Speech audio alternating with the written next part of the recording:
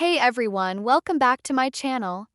In today's video I'll show you how to add subscribe button on YouTube short video. So let's get started. First, open the YouTube app and tap on the bottom tab that says you. From here, go to your channel. In my case, the channel name is Traveling Mamu. Now, when I go into my short section and click on one of my own short videos, you'll notice something: there's no subscribe button showing. Instead, I only see options like analytics and video details. That's because this is my own video. YouTube doesn't show the subscribe button on your own short since you can't subscribe to your own channel.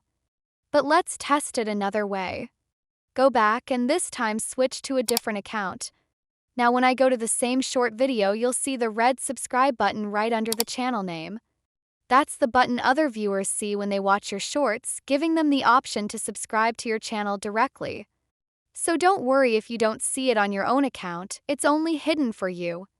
Your viewers will always see the subscribe button on your shorts. And that's it. If this helped clear up the confusion, make sure to hit that like button, subscribe to my channel, and stay tuned for more quick YouTube tips.